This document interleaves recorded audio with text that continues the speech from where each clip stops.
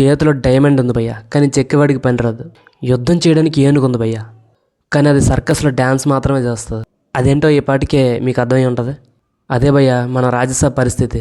Baahubali movie తర్వాత మన ప్రభాస్ అన్న రేంజ్ ఆకాశం, కానీ సినిమా రిజల్ట్ చూశాక మాత్రం ఆకాశం మీద నుంచి కింద పడ్డట్టుగా అనిపించింది భయ్య. డైరెక్టర్ మారుతి పరిస్థితి ఏంటి? డిస్ట్రిబ్యూటర్స్ గుండెల్లో రైళ్లన్నీ పరిగెడుతున్నాయి. ఫ్యాన్స్ ఎందుకు ఎంత బాధపడుతున్నారు? ఇలా పచ్చి నిజాలు మాట్లాడేసుకుందాం బాసు. ఇంకెందుకు ఆలస్యం, వీడియో స్టార్ట్ చేసేద్దాం.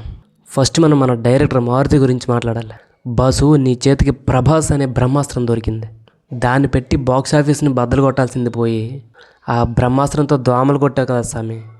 సోషల్ మీడియా ఓపెన్ చేస్తే చాలరా బాబు, సినిమా చూస్తే ప్రతి ఒక్కడు మారుతిని ఏకి పారేస్తున్నారు అనుకో. ఈ సినిమాతో వింటేజ్ ప్రభాస్ని ఇస్తానని చెప్పి అవుట్డేటెడ్ సీరియల్స్ని ఇచ్చామని బాధపడుతున్నారు. భయ్యా, వంటగదిలో సరుకులన్నీ ఉన్నా వండేవాడికి చేత కాకపోతే ఏమైద్ది? బిర్యానీ కూడా పులిహోర అయ్యిద్ది. ప్రెజెంట్ మారుతి గారి పరిస్థితి కూడా అదే.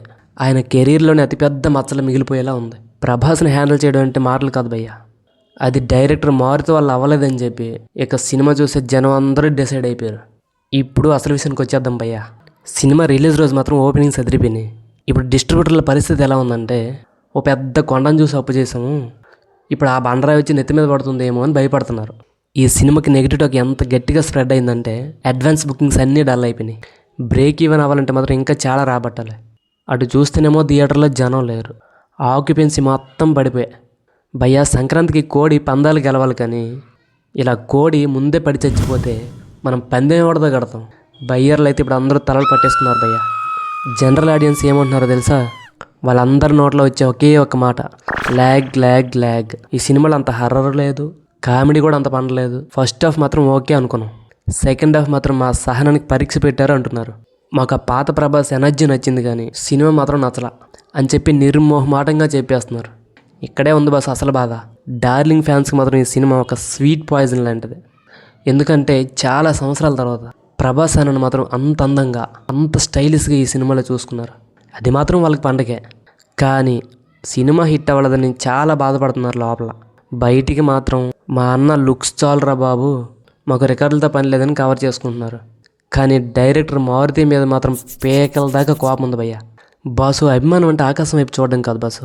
తన హీరో హిట్ కొట్టినప్పుడు చప్పట్లు కొట్టడం, పడిపోయినప్పుడు భుజం తట్టడం. ఇప్పుడైతే ఫ్యాన్స్ అందరూ భుజం తడుతున్నారు, కానీ హిట్ కొట్టలేదన్న బాధ వాళ్ళ కళ్ళల్లో కనిపిస్తుంది. ఫైనల్గా ఒక్క ముక్కలో చెప్పాలంటే బాసు, ఈ సినిమా ప్రభాస్ అన్న లుక్స్ కోసం వెళ్తే మాత్రం పండగ చేసుకుంటారు, కానీ ఒక మంచి స్టోరీ ఉన్న సినిమా కోసం వెళ్తే మాత్రం తల బాధేసుకుంటారు భయ్య.